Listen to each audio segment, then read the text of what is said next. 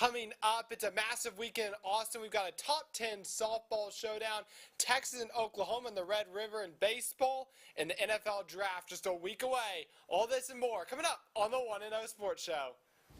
Texas finally 1-0, finally riding for the brand. And I'm getting back on my soapbox saying that if they just hit and rap and drive, then that play doesn't happen. You heard it here first from Hunter. Book your plane tickets to Omaha today. But we're not done yet. No, shot. You're not serious. Are you kidding me? So that's the third time. That's terrible. Did you believe this was possible at the beginning of the season? Oh, I always believe. I always drink the Kool-Aid. That's all I'm for the Cowboys right now.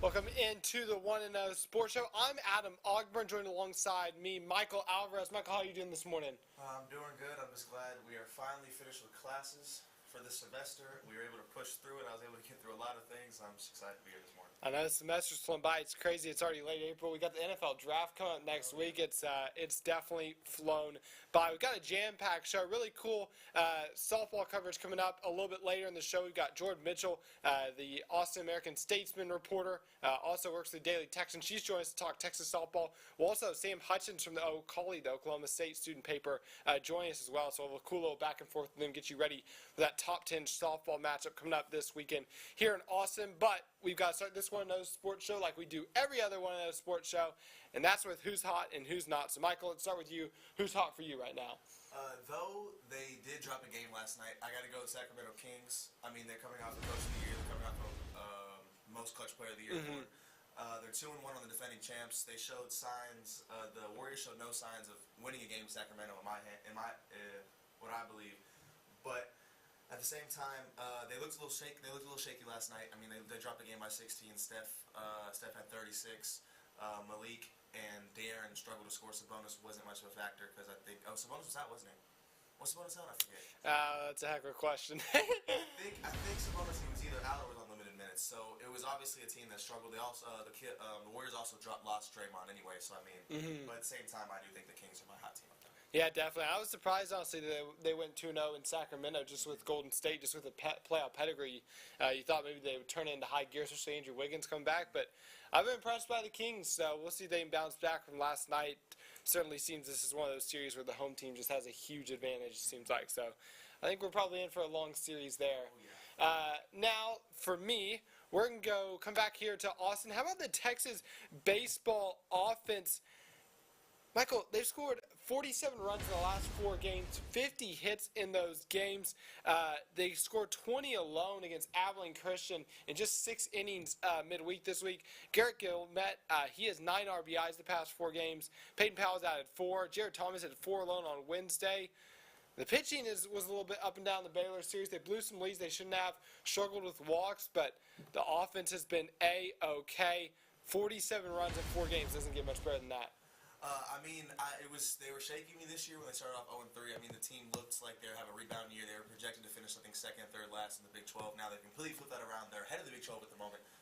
I mean, the bats are hot. The team looks like probably not a contender for a national championship, but a contender to go to Omaha. So I think they can really make a run there. Yeah, for sure. They get that pitching under control, and they can certainly give OU all they want this weekend. Now let's flip over back to you, Michael. Who's not hot for you? I got to go with the Oakland Athletics as my not hot team. Sick in California this week. Yes. They are absolutely atrocious this season. I mean, coming in, they were projected to be maybe one of the worst teams in the MLB, and they are proving that. They've dropped 7 in a row. 4 sweep of them from the Mets and the Cubs. I mean, in those games, I think they gave up combined. They were outscored like 24 to like 3 runs. Goodness gracious! It was atrocious. I mean, the team's just not looking good right now. They are 3-14. They haven't had a win this week, so I think they're a team that's just, I don't know what. I mean, the problem is definitely They're pitching and they're fielding. And it's not just them. Their stadium's literally falling apart. There's a report that came out this week that there's a possum that's living in the visiting broadcast booth. So I think just everything about the A's organization is not hot. I mean, they also don't have a fan in their arena hardly ever, so I mean, that won't help you at all. So, I mean, I think that there's a chance this team just doesn't exist in the near future. It's hard when you have minor league attendance. It definitely seems like signs are pointing maybe to them moving elsewhere.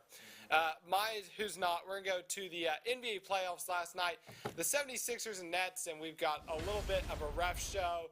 Joel Embiid, look, Nick's class, he's going to try to step over him, and Embiid kicks out him. He doesn't get ejected for this. And now we go into the second half. James Harden looking to drive on Royce O'Neal. Oh, an elbow maybe where it shouldn't have been, or maybe I think it was just really a forearm. And they throw James Harden out for that. Joel Embiid with a kick that was arguably probably worse than Draymond Green. Doesn't get thrown out, and then Harden gets thrown out for leaning in on a drive. Michael, what are we doing? What are we doing? Okay, so I can see if those two things were flipped. If Joel got kicked down, James Harden stayed. I don't think James was on purpose. I think it was accidental. I mean, obviously he was trying to put his arm out to create some type of space, but it obviously wasn't trying to elbow him in the groin. No area. Yeah. Joel Embiid 100% did that on purpose. He was probably pressed about the finish, and he walked over him like Allen Iverson. But I think, the refs, I don't know what they're doing. Yeah, definitely disappointed to see that in the NBA playoffs. 76ers found a way to win that game, but those are the type of mistakes that you can't have, and it seems like that the Harden call reeks of a makeup call. So definitely interesting, and with that, that's a perfect segue to go in. Let's talk a little bit more about the games last night. As you mentioned, the Warriors got one back. Phoenix went 2-1 up. They went to LA and got a nice win, and then Philadelphia has the Nets on the break, 3-0 up. This impressive block by Embiid late on to prevent any Nets come back. So, Michael, what stood out to you about the NBA action last night? What stood out to me most is Kawhi's absence, and the Suns just getting probably an easy win at Crypto.com. Yeah. I mean, Russ had 30 points, and Norman Powell a 40 baller. So I mean, they had standout games. They did what they could. If you add Kawhi to that mix, I think LA wins this game by 10+ points. It's unfortunate that he had that leg injury that he suffered late in the second game. So I mean, I hope Kawhi comes back for that, so this doesn't end in a 5-1 end in 5, because I just don't think they can compete with the Suns without Kawhi. Kings Warriors, obviously. The Warriors got one back at home, like you were saying earlier. I think that's going to come down to just who's better at home, and I mean, I think it's going to come down to a Game 7. The Warriors, to win this series, are going to have to steal one in Sacramento. Yeah. And then obviously the Nets, 76ers. The Nets have not been the same since the trade deadline. Obviously, I mean, they're a good team, but they're too young. They don't have any star potential. They don't have any star talent at the moment. They have star potential. So I think that either ends in 5 or probably 4.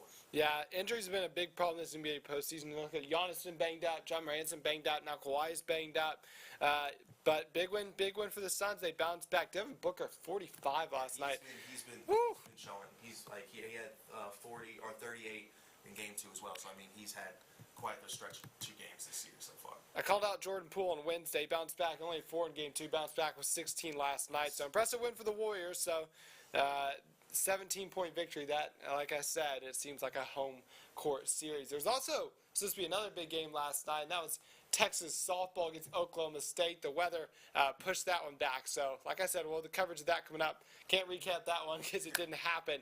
So let's recap a game that took a place a little bit earlier, and that was the Texas football spring game. Longhorn fans getting a chance to see what Steve Sarkisian and company have been working on. Plenty of new faces, too, from the transfer portal, both from a talented recruiting class. So, Michael, who really stood out to you on Saturday in the orange-white spring game? I mean, obviously the receiving core has been incredible. They've been incredible recently. The running back room has shown signs of strength, but I think the person that stood out to me the most was probably Malik Murphy. It's the first time I've seen him play at the 40 acres. I mean, he looked like the best QB out there in my opinion. Even though they gave the job to Quinn Ewers, he had incredible strength.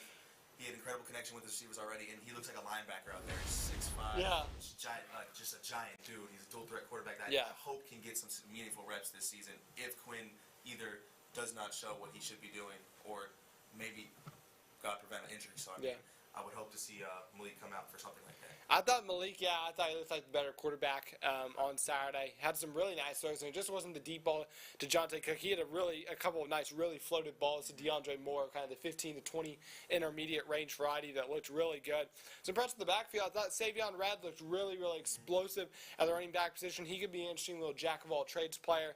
Like you said, the receiver. A.D. Mitchell doesn't look like he can drop a pass. Jonte Cook could be interesting to see. Obviously the player, it was a nice 80-yard touchdown on the sideline. He was being covered by a walk-on, so we'll see. But he obviously has that deep threat ability. So Texas receiver room is stacked. But I was impressed by the backfield. Jaden Blue, too, had a really nice game. So Blue, Red, and Murphy, I think, were kind of my three standouts. My biggest question, they got to get the offensive line back healthy and see if they're able to run block this year, because they weren't able to run block last year. And we'll have to see if that's going to be the case this year again. And we also don't have Bijan Robinson in the backfield battles out this time. So hopefully they can get that figured. Yeah, Bijan Robinson, he would turn the little 1 or 2 yard gains into 10. So Longhorns may not have that luxury this year, but they do have plenty of depth back there. I think that is fair when you look at Robinson, Keelan Robinson, that is, Jonathan Brooks, Jaden Blue, Savion Red, Cedric Baxter. I mean, you got plenty of options, so it'll just be interesting to see which one of those steps up. And then I think also another big thing I saw was Quinn and Worthy finally connecting on a deep ball. Yep. Even though Worthy went out of bounds, still a great throw. I mean, he was in the he landed within the 5 yards of the end zone. I mean, obviously that's something we did not get to see last year. That obviously, if we did see last year, this could have been a whole different season. Yeah. But hopefully they can keep that connection going. Hopefully that can stay hot. Worthy looks like his freshman self, so I think it could be an exciting year for the Gators. All the Longhorn fans took a big, deep breath of relief after Xavier Worthy came down with that catch. So hopefully turn the corner. Hopefully we'll see some more long touchdown passes from Quinn Ewers this year. That's going to do it for our first segment, though. When we come back, TJ Krilowicz, he's going to join the show and help us break down some of the highlights of the week. One of the most fun segments here on the 1-0 Sports Show. You won't want to miss it coming up after this break.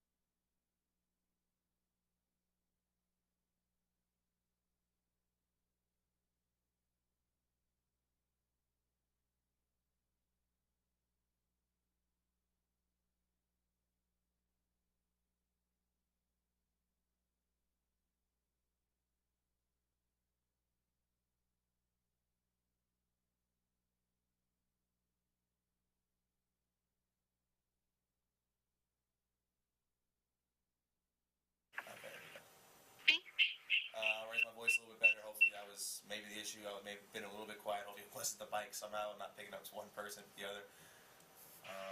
Blah, blah, blah, blah, blah. They're good?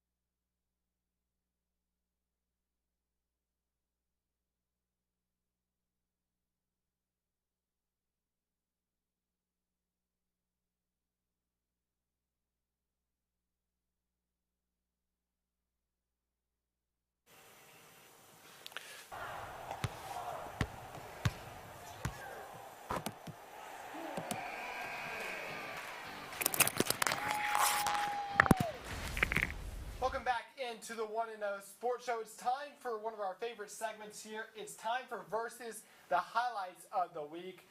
And joining us to be our judge, keeping me and Michael in line this week, TJ Krilowicz. TJ, how are you doing this morning? Doing good, just trying to finish the school year strong. Yeah, I think that's a common message for all UT students. Final week of classes, final exams. It's definitely test season here at UT. But we don't have to worry about tests right now. We can have a little fun. That's right. Let's go into the highlights of the week. If you don't know how this segment works, Michael and I have each brought a highlight from the 5 different categories that we have for you. TJ's going to be our judge. He's going to tell us what plays best for the category. And Michael, from what I understand, you're looking to bounce back this week? Yes, I've taken back-to-back weeks. I've taken some hard losses. I thought I had more wins. I thought I had more clips that should have taken maybe a win, but I can't control that. It's not my picking.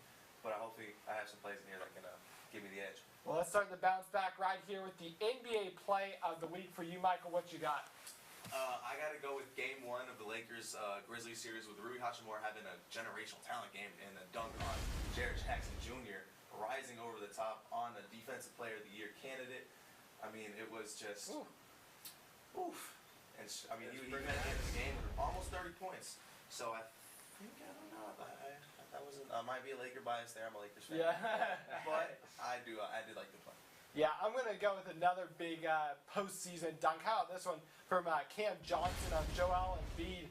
Johnson for the Nets. Not a ton's gone right for the Nets in this series, but Johnson with an absolutely filthy poster over Embiid. I mean, that's one of your MVP candidates right there. And Cam Johnson put him on a poster. Look at that. Twitter was on Embiid Okay. about that dunk. I thought it was pretty fun. Yeah. Cam Johnson's got some dunks in his career, man. Think about the 2020 finals. Yeah. But hey, both those dunks were against really good defensive candidates. I think Jared Jackson Jr. even won Defensive Player of the Year. I think I'm gonna go with Rui Hachimura. I like that one a little bit more. Duncan. That's a really tough one. You guys gave me a tough one first one. I'm going to have to go with that one because Jared Jackson, I'm pretty sure, won Defensive Player of the Year. And I think Rui Hachimura just, you don't see him dunk a lot. You don't see him do those dunks a lot. He's got the athletic ability to do it, but I don't see it a lot from him. So I'm going to go with that one for the first one. He was clowned in the locker room about having no dunk package by his teammates, and he told him that series he was going to get him one. He did it the first game. First game. That's impressive.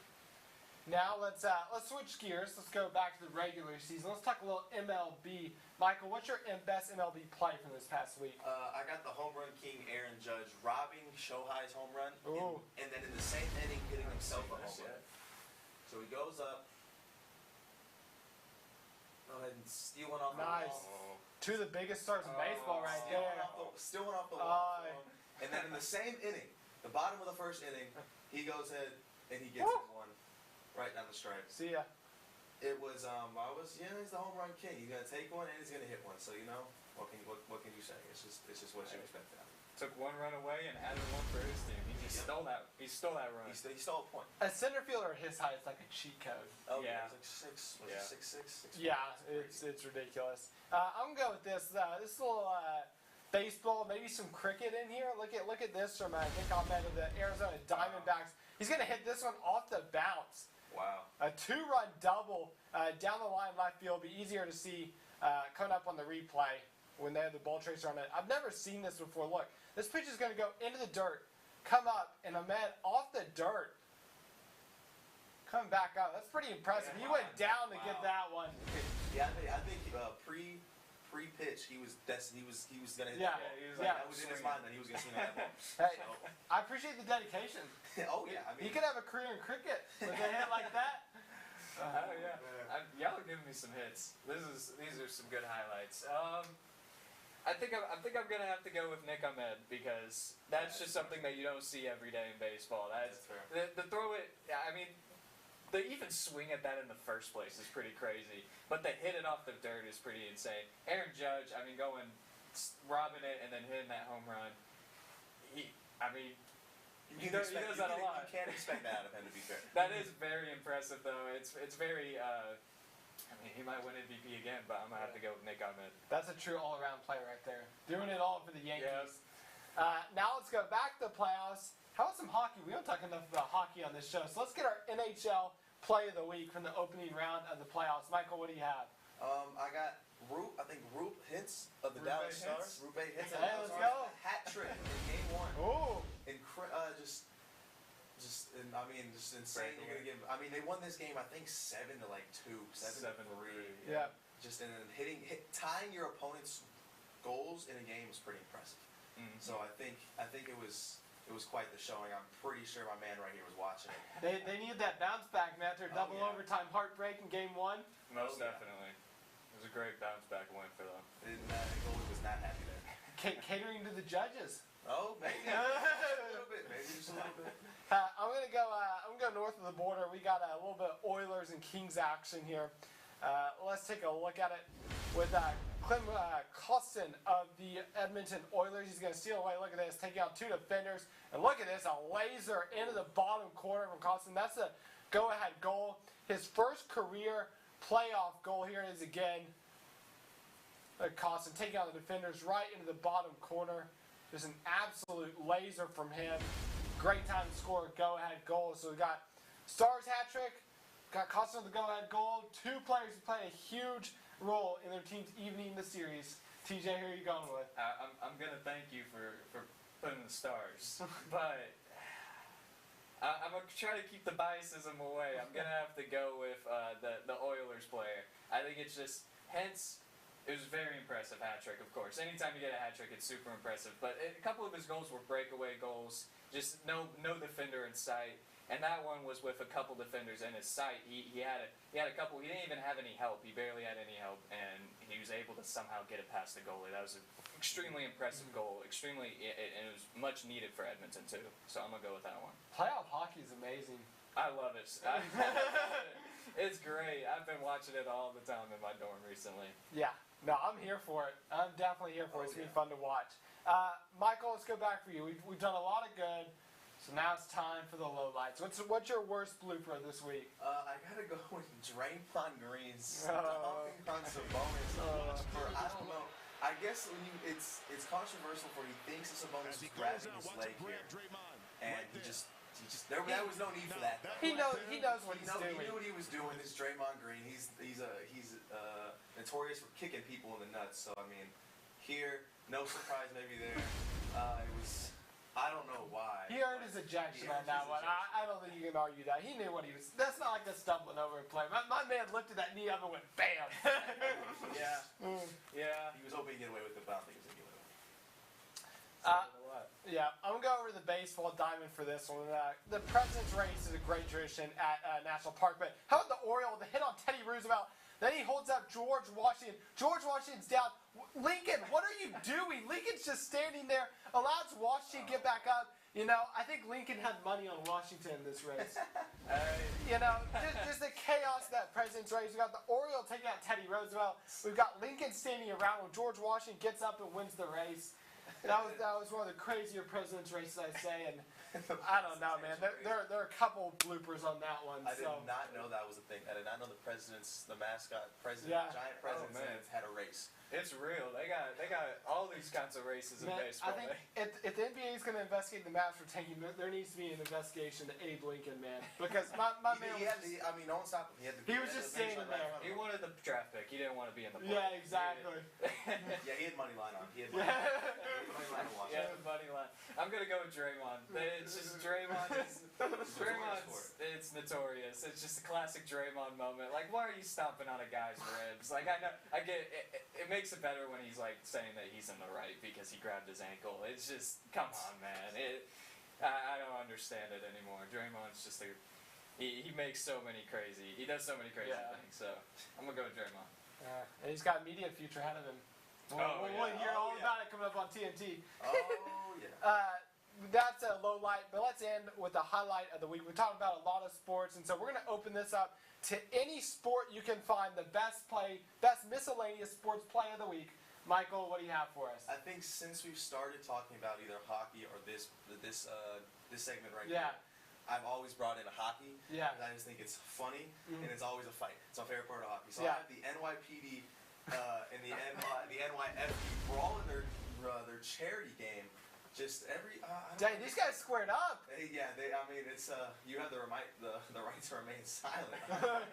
It's quite, and then they're just. Oh my goodness! The firefighters were not. They were, and then he's like, "Let's do it. Let's do it." Dang, man! It's quite the rivalry they have there. I love a good fight in hockey. Wow! So I had to go with.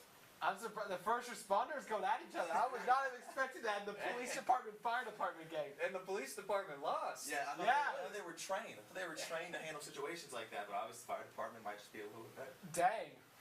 Well, that was a heck of a highlight. I'm going to follow that up with, I really went to the miscellaneous on this one. How about some indoor football league action? The San Diego Strike Force and the Northern Arizona Wranglers. Sir Aiken, look at Carlos Tompkins with a catch. I had to look up Arena League rules. If you touch any part of the wall before going out of bounds, it's a catch. So my man flying into the stands with a catch.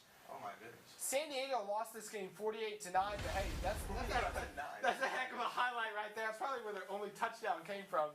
So, yeah, Carlos Tompkins, man, with a catch into the stands, off the wall. Hey, that's how you get some, I didn't even know that was legal. I mean, that's how you get some looks from some scouts, Yeah. man. what do you expect if the wall is right there? You think someone's gonna fly? Yeah. Someone's bound to fly into the stands.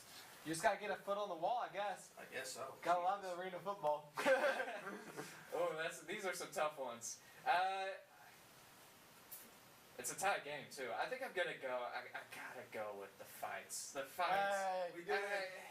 America's It's such a tough finest. one. Yeah, got the firefighters and police. I love hockey fights. They make hockey so much fun, and for them to participate in it, I love it. With that being said, though, you guys had some great highlights. That was some. All 5 Michael, rounds were that was really fun. tough. Quite That the was round, fun. quite the round there. I mean, I thought the favorite thing about hockey is that the refs they let you fight it out Yeah. first, and then once it goes to the ground, they break it up. Yeah. So I do like that they let them get their anger out, let them throw some punches Yeah. before they break anything. For sure. Oh man. Well, that's going to do it for the highlights week. TJ, thank you so much for joining us. It was fun having you on. When we come back, the NFL draft, it's only 6 days away. Michael and I, we've got some predictions for it coming up on the One of Those Sports Show.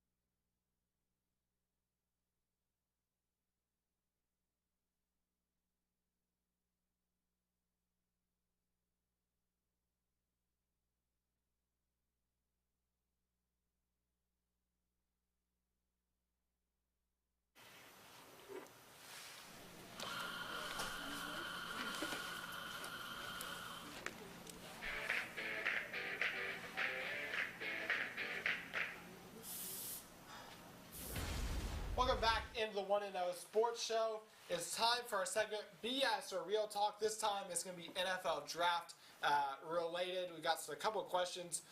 Me and Michael are going to make some predictions about the NFL Draft coming up next week. Crazy, only 6 days away. So let's start. The talk of the town has been the quarterbacks in this draft. Two maybe the most kind of controversial, I think, where people's opinions range the most, are Anthony Richardson and Will Levis. So let's put them head to head. Anthony Richardson, he's going to be drafted before Will Levis. BS or Real Talk? It was surprising to me that at first I was going to say Real Talk on this, and then I looked at the Colts and they had Will Levis on their board. They had Will Levis first, so I thought I had to go to the BS just because it's strange. I think Richardson will be more successful. I think he is a better quarterback. He's 4 years younger at 20 over 24. Yeah. But I mean, he was. But I think what they're looking at is he was a little more inconsistent last year. Yeah. You only saw flashes of like what he could be because he had a lot of talent around him in Florida, and then Will Levis just had he was more consistent last year because he had a lot of older players, a lot of better talent over at Kentucky. So I think Will go first. I'm going to disagree. I'm going to go real talk. I just feel like Will Levis is going to be a bust. He just gives me Mitch Trubisky vibes, where it's just a guy who the scouts all love, but just hasn't done a ton on the field in college. I'm going to go Richardson. I think NFL teams are really going to be just really interested just in his kind of intangibles, the physical nature that he brings to the game. He was a star at the combine, the arm strength, the athleticism. I think an NFL team might jump at that before they jump at Will Levis. So I'm going to say real talk on that one. I think Richardson has a much higher ceiling than Levis. I think he probably has a little bit of a lower floor. Turnovers were an issue at Florida. But I think that high ceiling, I think someone's going to jump at Richardson before they jump at Levis. So we're going to see. It's going to be fun to see how the NFL draft shakes out. Let's keep talking about quarterbacks. Bryce Young, C.J. Stroud, Richardson, Levis, those are kind of the top four. Will three of those guys go in the top 5 picks, BS or real talk? I got to go real talk here. Obviously, I think Young and Stroud will go 1 and 2 with Carolina and Houston. And then either Will Levis or Richardson will go at 4 with the Colts. Obviously, the Carolina-Houston situation, obviously, since Sean Watson's leaving, Houston has fallen off completely. The quarterback situation's scarce there. So, I think one of them will go there, and then Carolina obviously just hasn't been a good team overall forever. So, obviously a young quarterback could change the consistency of that team, especially with DJ Moore leaving. And then the Colts, also a team that was inconsistent with Matt Ryan. Matt Ryan, who's at the end of his career. Yeah, it obviously just wasn't going to work out. So, I think 3 quarterbacks is definitely not far from the truth. Yeah, I agree with that. Real talk, I'm going to agree. I think it'll be interesting to see what the Texans do, too. I think Bryce Young, it looks like he's the package number 1 pick of the Panthers. It'll be interesting to see if the Texans keep that pick, if they trade out of it, they go defense. There have been some rumors flying around the past day or two. But, yeah, I think the Colts are definitely going to be in for a quarterback. I will be interested to see if any team trades up in the top 5 and grab a quarterback, whether it be Stroud, Levis, or Richardson, because I think Young is pretty much locked in, number 1. I'd be surprised if the Panthers go anywhere else. So, let's say real talk. I think there are a lot of teams that are quarterback hungry in this draft. And this is overall, I would say, a pretty good quarterback class. Not an outstanding quarterback class, but I think it's a good quarterback class. I think that's going to allow 3 of these guys to go to the top 5 because of how quarterback-centric the NFL is. Oh, yeah. Now let's come back home. Let's talk about one of Texas's own, Bijan Robinson. Mock drafts are also, I've seen him go as high as number 8. I've seen him be drafted in the mid to late 20s. We know the NFL doesn't normally value running backs as much now, especially in this day and age in the draft. So my question for you, Michael, Bijan Robinson, he's going to be a top 20 pick. Is that BS or real talk? I gotta say BS because I saw him as high as an 8 with Atlanta, but I don't think Atlanta takes him there. Yeah. I never believe, no matter how much I love a guy, taking a running back in the top 10. Yeah. So top 20. Also, the teams that fall down the list just don't seem like that would be a smart pick for them when you research what the team needs. And then obviously the boards he's on would be the Bills, the Cowboys, and the Eagles, and they're all 26, 27, and 30. So obviously the Cowboys go first at 26, and they just lost Zeke. So obviously that could be a big pick up there to fill that hole. We'll see what Jerry does. You never know with Jerry. Oh yeah, Jerry. He's definitely a wild card. But I think what most people predict him to go is Buffalo at 27. Yeah. Obviously they're running back. They're a great team, and I think that running back obviously James Cook is good, but he's not what they're looking for. I think up in Buffalo, and then somehow if they both drop him, the Eagles take him. Jesus, I don't know how much better those Eagles can get with Bijan in the backfield. Yeah, I'll be interested to see what the Eagles do with that number 10 picks. They have the number 10 and the number 30 pick. They got 2 first-round picks.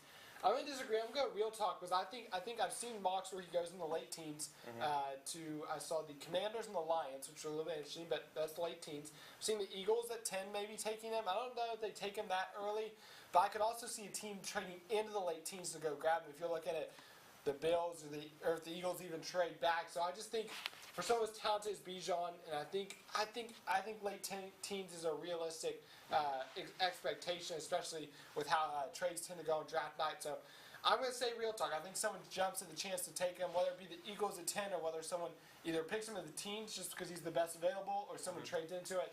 So I'm going to disagree with you. I'm going to say real talk. I'm going to believe in him. I think Bijan Robinson is a special talent. I think we saw it all the past couple of years, especially with the O-line struggles at times last year. He would turn 1 or 2 yard runs into 10, 20-yard runs. So I think that's definitely a testament to Bijan Robinson. Now, final question on the blog. This isn't a BS or real talk. Chance to look at the first-round pick Michael, which team are you most intrigued to see what they do with their first round draft pick?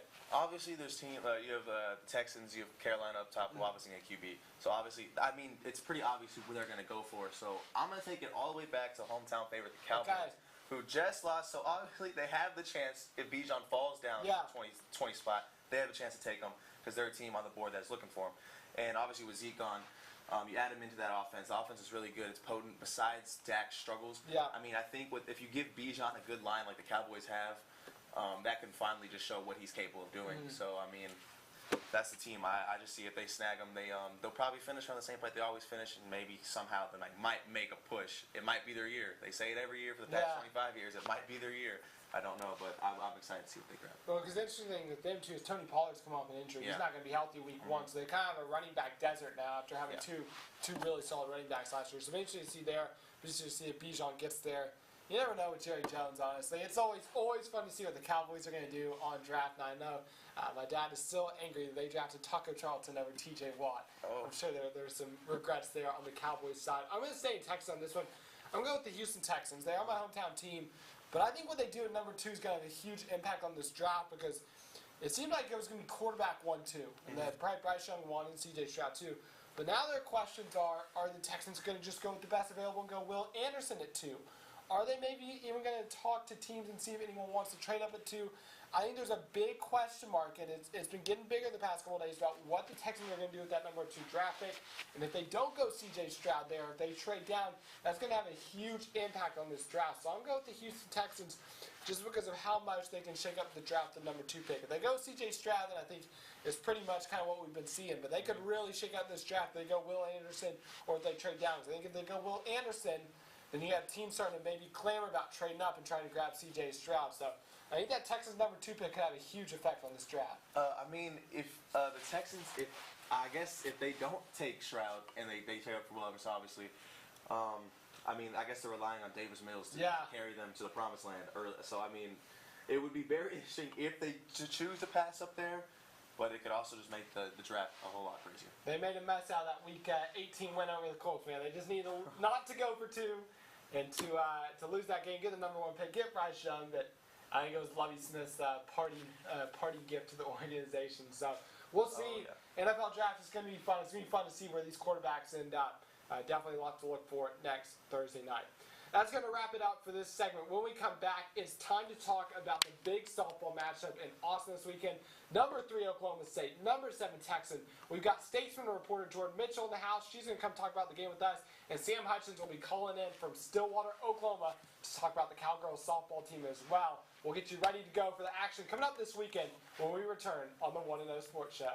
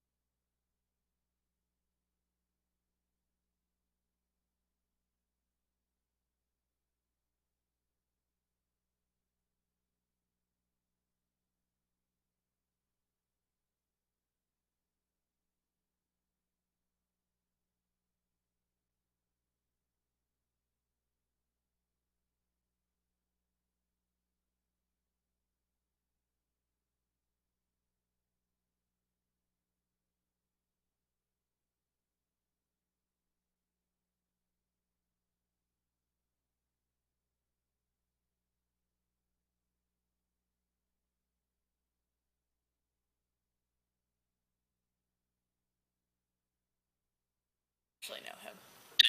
Yeah. But it's crazy. Good.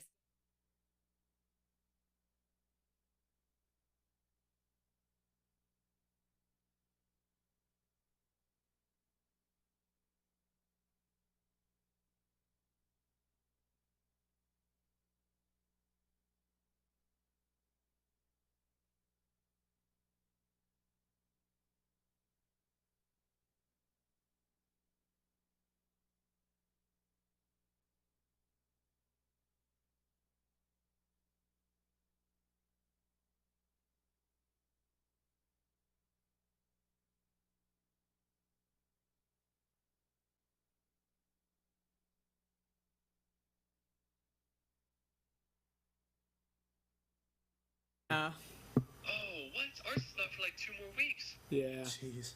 I think we're coming back on, yeah, so let's be.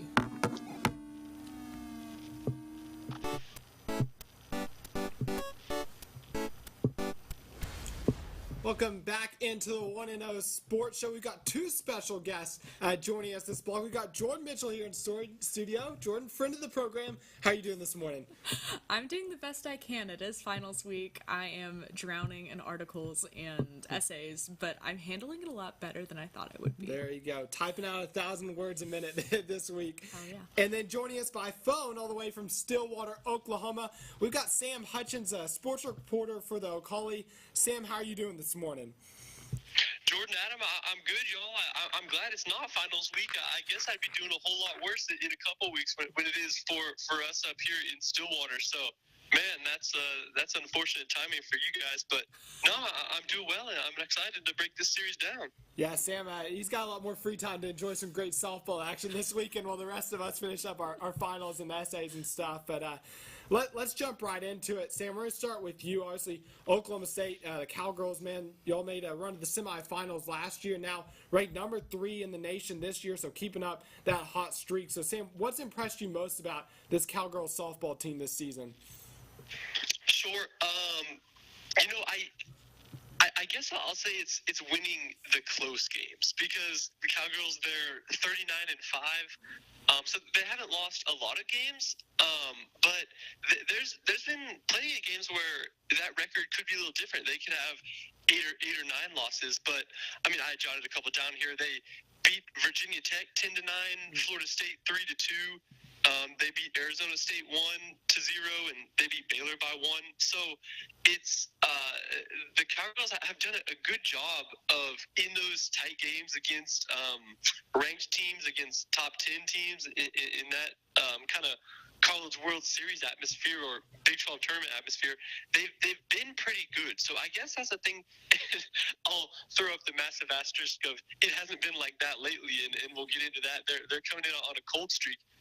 But overall, in the kind of 1-run, 2-run, 3-run game department, the Cowgirls have been pretty good at getting those tight leads and holding on to them late. Yeah, and like you said, that's definitely huge when you come down to those winner-take-all games late in the season. Oh, yeah. And then, Jordan, same question, shot at you, top 10 Tech softball team this year. What has been the most impressive about them so far for you? Yeah, I think I've really loved watching the pitching grow this year. I'm sure that Coach loves Haley Dulcini in that graduate assistantship role, but her moving from the pitching rep mound to inside the dugout definitely hurt Texas in the way that she was Texas's ace last year. But I think that Mac Morgan has assumed that ace role with absolute grace. I mean, the girl can shove. Mm-hmm. She plays the best when the lights shine the brightest. She is a personality on the mound, and she wins games. Mm-hmm. She's a true bulldog. A bulldog.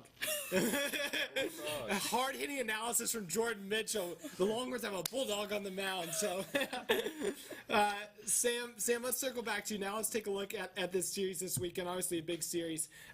Who's a Cowgirl player or two that you think Texas is really going to need to keep an eye on this weekend? Sure. Well, I'll throw out a name because obviously UT fans, they might know OSU a little bit.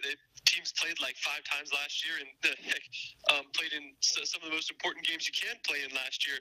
But a new player that wasn't on those Oklahoma State teams last year is the Cowgirls second baseman Rachel Becker, and this was pretty crazy to watch live. She did not get a hit in her first ever game, but then she got a hit in the next 18, and then she lost that hit streak, but immediately started up, and now she's working on a 20-game hit streak that she currently has. So Rachel Becker, she'll bat one, lead off the lineup for the Cowgirls, and I'd say right now she's playing like the Cowgirls' best player.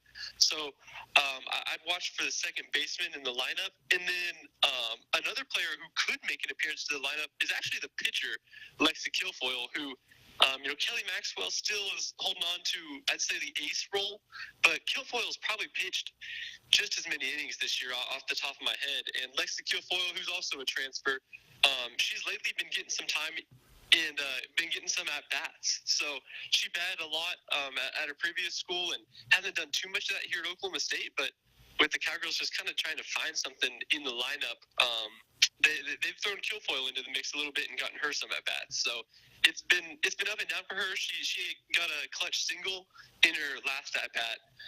But I'd say keep an eye on those two players, two fresh names that weren't on the Cowgirl team that lost 2 in a row to Texas last year in Oklahoma City. Hey, put some money on some Rachel Becker hits this weekend.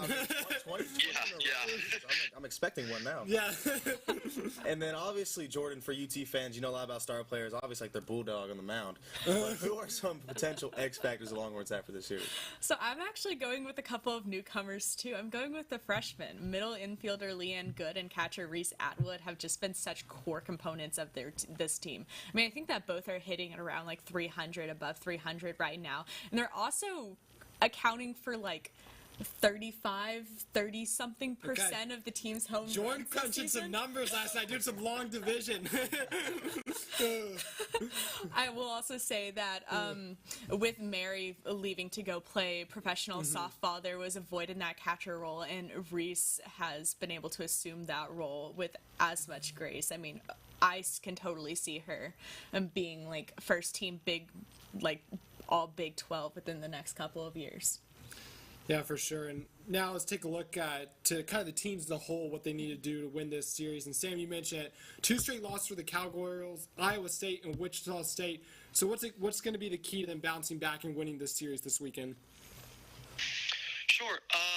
I'll use the coach's words. What Kenny Gajewski said post game after Wichita State. He said the offense is gross right now. And so I guess my key to the game, put simply, would be stop having a gross offense. And what Kenny meant by that was the Cowgirls have just not been scoring a lot lately. They have 6 combined runs in their past 3 games. And I guess when they do get in rallies, it's been later in the inning. When you have 2 outs and sack bunts and sack flies, they're just not always as effective in that scenario. So I think the key for the Cowgirls is to score early, because heck, maybe you have some of those demons from the I don't know if collapse is the right word, but from not picking up a win in 2 tries against Texas to send the Longhorns to the championship series. So going into Austin, I think it'd do the Cowgirls a lot of good to score early, and I anticipate putting up a crooked number, like a 4 or 5 spot in the first inning would go a long way toward kind of flushing the Cowgirls' poor at-bats and recent games out of their system. So that's my key is, I guess, they need to stop being gross. I've never heard that analogy before. That's an incredible quote from the coach. I feel like when some people say, "Oh, like that was a gross pitch," it's a compliment, but Kenny was not being complimentary with his offense right there. So yeah. No. And then on the Texas side, they rebounded nicely from an opening loss to Kansas. What keys to the Longhorns winning the series? Yeah, so the amount of errors in that first Kansas game was also incredibly gross, and not in a compliment type way.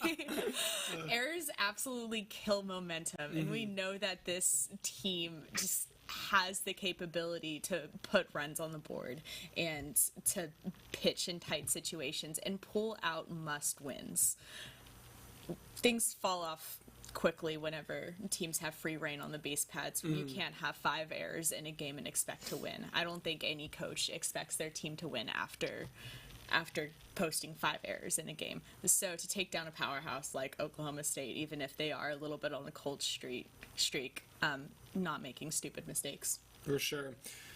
Well, we were supposed to get this series underway last night. Mother Nature had other ideas, so we're going to go 4:30 today, and then we'll go 12-3 doubleheader tomorrow. So, Sam, we're going to get Jordan's prediction come up in the next block. But, Sam, before we let you go, we have to hear your prediction for this series. How many games do you think the Cowgirls take here in Austin? You know, I figured I'd get this question. I thought, since the radio spots on Friday morning, there will already be a game played, and I can just predict the split on the way out, because that feels like what I'd like to do is just pick a split Very diplomatic between these two teams. Obviously, the number three games does not help me with that. So, you know, I haven't seen the Cowgirls lose a series all year, and even though they're on a 2-game losing streak, they're still just 39-5 with one loss against the Big 12. So I guess I lean Oklahoma State in this series. I'll go 2-1 Cowgirls. There we go. You heard it there. We'll see. We'll see how that shakes out. And then softball's obviously played seamless in the Big 12 besides running into a buzzsaw in Oklahoma, obviously. I mean, one of the best teams ever assembled. What's the ceiling for this team, and what's your realistic expectation? Yeah, your favorite part, by the way. We're like, well, we'll get Jordan's game prediction in the next block, but we got to make her put her reputation on the line for the season prediction right now. This usually goes poorly. Yeah. I mean, I think that the ceiling is obviously going back to Oklahoma City. I mean, this, like you said, this team has played pretty seamlessly through Big 12 other than Oklahoma, but whenever you're going up to Norman and playing like the number 1 team in the nation, then you're typically not going into that expecting like a sweep or anything along those lines. But I think realistically, at least making a super regional and making a try at Oklahoma City is very, very reasonable for this team. Hey, Sam, if it's up to Jordan, maybe Texas Oklahoma State will be being back up in Oklahoma City this summer. Sure, that was such a fun series. I had a blast watching that, so I wouldn't mind that again. For sure, and hopefully we'll get a kind of a taste of it this weekend. Should be a really fun softball 3-game series between the Longhorns and the Cowgirls getting underway today at 4:30. Well, Sam, thank you so much for joining us. It's really good having you on and getting your insight about the Cowgirls. Absolutely. Well, Sam, thank you so much. Jordan, she's not going anywhere. She's going to stay right on. We'll have our pick'ems for the week coming up after this commercial break.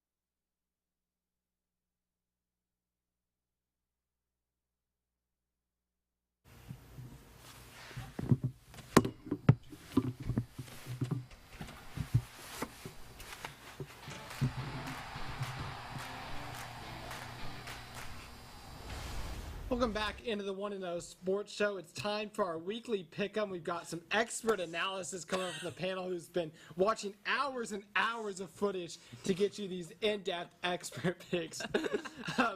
It's finals week here. We can let's get into it. Cavs and Knicks game 3 tonight. That series tied 1-1 as they head back to New York. Michael, let's start with you. Who do you have in that one? I gotta go with the Knicks. I think they're gonna have a bounce back from the Cavs beating them. I think by 20 back in. Cleveland. Back in Cleveland. I can't. Finals think. week, I can't man. Even think. I can't even think. But I mean, they did their job. Took one on the road, so I think they'll grab one here. Now I'm gonna say Cavs bounce back. I think the Cavs are the better team. I think we kind of saw that with Phoenix bounce back against LA to take 2 in a row. I think Cavs do that here. I think they go up 2-1. Jordan, what do you think? Yeah, I mean, I get that the Cavs are traveling to New York, but give me the Cavs. I mean, Cleveland ran away with that last game. They caught a lot of momentum on Tuesday, and I think that should carry through. Mm-hmm. Now, the Suns now 2-1 up on the Clippers after last night. They'll play again 2:30 tomorrow. Jordan, who do you have in that game? Give me Phoenix.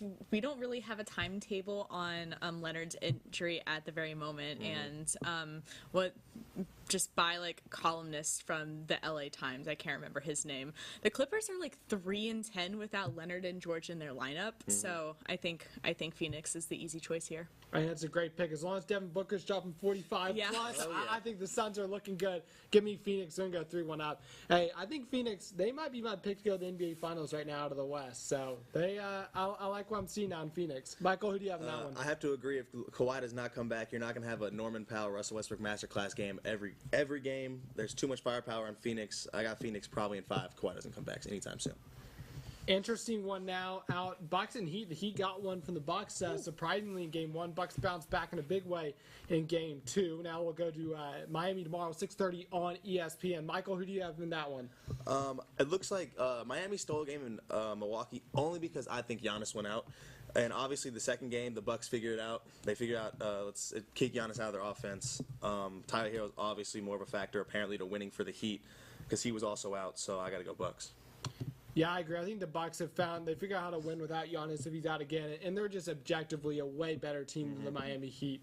I think there's a pretty big gulf between those two. So I think the Bucks are now kind of going to be on a roll. I think they probably finish this one off in 5, maybe 6. So I'm taking them here in game 3. Jordan, what do you think? This is no expert analysis. I don't watch much NBA, but I love Giannis. I have done a presentation on my ancient Greek class about Giannis. That's good. He's amazing. I'm not rooting against his team. Give me Bucks. There we go. Expert analysis, in-depth analysis. That's finals week analysis right now. It's like I wrote a paper on this guy. Let's go. Grizzlies, Lakers out in the West. That one tied at 1-1 as well. 9 o'clock tomorrow on ESPN game 3. Jordan, who do you have in that one? After Dylan Brooks called LeBron James old and said that he didn't respect him, give me the Lakers at home. Yeah, I agree, man. I think the Grizzlies' arrogance is going to catch up with them. Good luck in LeBron and AD's house. I think the Lakers take game 3 here. I think they're going to win this series too. Dylan Brooks poked a bear. That obviously hasn't worked ever since someone's tried all the way back in 2007. Give me the Lakers. Now, Kings and Warriors coming up game 4. It's our 5th game we're picking. Sunday at 2:30 on ABC. Are the Warriors tying this up, or the Kings going 3-1 up? What do you think, Michael? I think Warriors tying it up. Like I think we've said before, this is a home court series. So I feel like it's going to go to 7. So I got to give Golden State this game. There's way too much agreement on this panel, but I'm going to have to agree again. I just think, like you said, home court series. I think the Warriors, they've been terrible away from the Chase Center this year. They're 11-30 on the road, but they've been pretty dang good at home, and that's why I think they're going to tie this series up at 2. Jordan, what do you think? Ditto. I mean, the Warriors cruised last night without Draymond Green, so I think that the Dubs should take care of business and tie this series up. The question is Draymond coming back drag them down if he gets them into trouble? So, questions. Here we go. Big game. Jordan's got a rooted interest in this. Stars at the Wild. My only concern, TJ took the Wild, so maybe he knows something that we don't. Jordan, what do you think on this? After Joe Pavelski got blindsided in that insane game 1, I think that Dallas wants to put on a show on Minnesota's home ice. Go Stars. Oh, I don't know too much about hockey. I'm going Homer pick. I'm a Texan. Texan born and raised. Let's go Dallas. I don't know a lot about hockey either, but they came back. The Stars bounced back after their loss at home. The game one, they won by not by double. They won by multiple runs. So I'm going to go with the Stars here too. There's been a heck of a lot of agreement on this panel, man. This is impressive. So are we going to change that here, Michael? Who do you have in the Oilers and Kings? That series also tied at 1. That's tonight at 9. I got to go with the Kings here. They took one on the road. I do think they can maybe close out here at home. I've been waiting for this. I'm going to say not so fast, my friend. I picked the Oilers to go all the way on College Crossfire on Wednesday. Give me Connor McDavid and company. They're going 2-1 up in L.A. Jordan, what do you think? Like a certain college football team that we're all too familiar with, the Oilers haven't been playing all that well late, so give me the Kings. Haters. Absolute haters. So come talk to me after the Oilers win Canada's first Stanley Cup in 30 years. Avalanche, I'm way too confident for someone who's watched out 5 minutes of hockey this year. Avalanche at the Kraken. What an incredible nickname, the Seattle Kraken. Hey, series tied 1-1. Seattle took one off Colorado, defending Stanley Cup champs at home. Are they going to do some more damage at home now, Michael? Who do you have in Game 3? I'm not gonna lie, I've never heard of either of these teams, so I'm gonna go. The Avalanche? I'm gonna go. I'm not a big hockey guy. I'll be honest. I'm gonna go with a Ronan style pick here. I'm gonna go off the gut. I think the Avalanche is gonna be too much for the Kraken because they're just coming down too fast. That's my pick there. I'm sticking with it. I'm gonna go the Kraken. I think coming back home. Well, I'll take the Kraken. Is this their first ever home playoff game? Yeah. TJ confirms yes. So I'm seeing history. I think they're gonna be lighting a beam or wherever they got up in Seattle, lighting up the Space Needle. Give me the Kraken. Jordan, what do you think? I can't beat any of those. Colorado overcame that 2-score deficit the other night for that comeback win to even the series. So I think that the Avalanche should carry up that momentum up to Seattle, but who knows? The Kraken have a better logo. There we go. Okay. See, some hard-hitting analysis here. Let's come back a little bit closer to our comfort zone. Let's close it out. Texas baseball and softball welcoming the 2 Oklahoma schools to Austin this week. Let's start with the Red River Showdown baseball. How many games do y'all think Texas is going to take from Oklahoma out of 3? Jordan, let's start with you. Well, this is going to come back to bite me. I think it's going to be a sweep. Texas just finds ways to win. Last weekend in Waco was not pretty. The bullpen gave up some late runs and a lot of walks. A lot of walks. Pitches. It wasn't particularly pretty, but Texas baseball finds ways to win. They're gutty, and I think that just with OU being like a 500 team and losing so much of their pitching talent to the draft after the World Series last year, I think that being home and coming off that run rule on Wednesday, Texas has a lot of momentum coming into this. I'm going to go diplomatic. I'm going to take 2 out of 3. That pitching, I just didn't see enough command out of Texas last weekend against Baylor. It just makes me nervous. There's going to be one of these days where it's either going to be just a lot of walks from Texas or just some poor command of their pitching that's going to allow Oklahoma to have a really good offensive day. So I think Texas, they're trending in the right direction. The offense has looked really good, but I just think they're going to have one day bad pitching that'll allow the Sooners to steal one. Michael, what do you think? I'm going to have to agree. Outside of the Tech series, I don't think Texas can – I mean, like I said, a chip in their shoulder when Tech came to town. So I think 2 is the reasonable answer. I think they'll win the series, but I just don't think they can win 3 in a row, obviously, with the pitching problems they can have. For sure. And now let's close out the big game that we just talked about. Number 3, Oklahoma State. Number 7, Texas. The rematch of the Women's College World Series semifinals last year, which Texas won in incredible fashion. How many games are the Longhorns taking off the Cowgirls this weekend down here in Austin? A 3-game series now. Michael, what do you think? I think... Obviously, with we heard earlier with the phone interview, Oklahoma State has had their troubles on offense. They're coming off 2 losses. Texas coming off a bounce-back win. I think they can win this series. I think they can take 2. That's a big call. I think we've seen Texas. They've beaten the teams they're supposed to beat, and they just aren't at the level yet of an Oklahoma. Oklahoma's in a dynasty of its own, but I think there's kind of a clear separation. Maybe the top couple teams. I'm going to give Texas a game. I think Oklahoma State 39-5 on the other. It's going to be a little bit too much for the Longhorns in a couple of these games. I think the Longhorns get a game. I think it's a close series, but I think Oklahoma State just has a little bit too much right now for the Longhorns to win this series. Jordan, what do you think? I think I'll also give Texas a game. I mean, I think after getting swept by Oklahoma and Norman a couple of weeks ago, I think that Texas really wants to shock college softball again, so they're going to come in with a lot of fight. Mac Morgan's pitching has been so stellar, so I can't really see there not being a game where Mac Morgan pulls something off. Also, the Longhorns have really been rallying behind the softball team this year. I think that the softball team has the best attendance in the Big 12 right now. So with that crowd involvement, I have to give Texas a game. Hey, fans got to show up. So it should be nicer weather. Hopefully after last night, Mother Nature got the win there. But I think we're going to see some good softball action after that. Well, Jordan, thank you so much for joining us today. It was fun having you back on a 1-0 almost regular now. So a couple of times. And thank you again for putting your reputation on the line with some predictions. Of course. Michael, pleasure as always. It was fun. Of course. Shout out to TJ Krilowicz for coming on as our guest for Highlights of the Week. And a huge shout out to Samantha Pearl back in Master Control, keeping things running here. Make sure to tune in next week. We'll be back for our final 1-0 sports show of the semester. That one next Friday morning as well. And we've got a stacked week of shows next week. We've got a mock draft episode on Press Box. That one coming up Tuesday at 9:30. And then our College Cross-Star Tournament of Champions coming up at Wednesday at 9. So make sure to tune in for our final week of TSTV sports programming for the year. But for Michael Alvarez and Jordan Mitchell, I'm Adam Ogburn signing off for today. Have a great weekend, and we'll see you next Friday.